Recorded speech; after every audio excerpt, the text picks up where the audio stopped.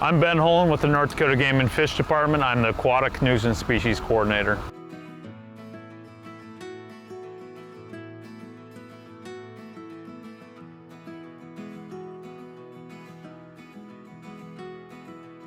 Today we're at Graham's Island. We're doing watercraft inspections to reduce the risk of ANS being transferred into one of our premier fisheries here in Devil's Lake.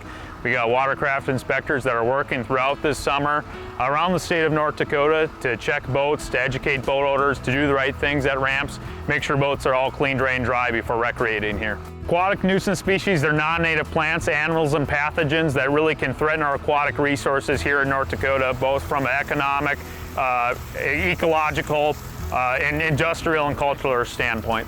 We really want to curb the spread of aquatic nuisance species. Those species can really affect our fish and game populations here in North Dakota, limit recreation opportunities, hurt water infrastructure, and overall are detrimental to our waterways here in North Dakota. A watercraft inspector will ask a few questions. It only takes a couple minutes, and then they look at the hull of the boat. They're looking at the engine area, looking at the anchor, and also looking at all drain compartments, making sure all water is out of that watercraft, everything is drained, everything is clean, drained, dry before you get on that water body. It's a statewide effort. We have probably over 20 people that are going to be participating this summer in watercraft inspections.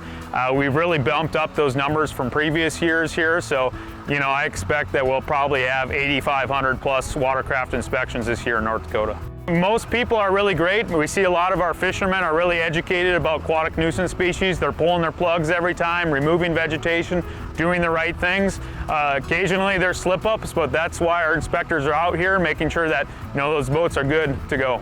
It is all watercraft. Some of our highest risk boats are actually wakeboard boats, cabin cruisers, things like that people don't think about.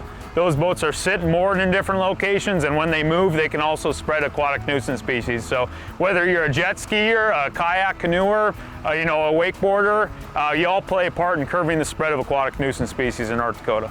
It's a great thing to have these watercraft inspectors, so treat them nice, treat them kindly. They're there doing their job, and we'll get you through as fast as we can. It's a voluntary program, and I would say we have probably like a 99% cooperation rate from our boating public out there. These guys are running through, making sure your boat is clean, drained, dry, that you're not having any biological risk of transporting ANS into these water bodies.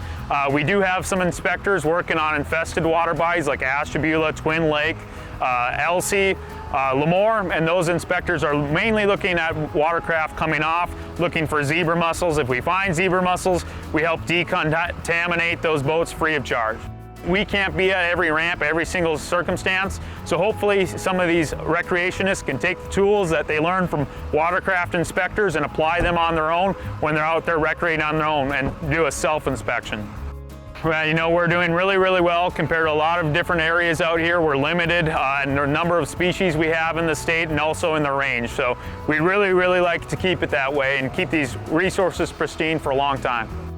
So we are actually part of the National WID database. Those watercraft inspections logged actually go in a database, and they help states throughout the country assess risk of where watercraft are necessarily going, where are zebra mussel fouled boats traveling to, what are paths, how do we inspect those areas and make our watercraft inspection system more efficient.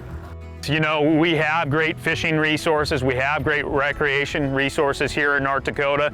If, most anglers, if they're taking a few minutes to clean, drain, dry, we can keep those resources really, really good for, our kids and our kids' kids.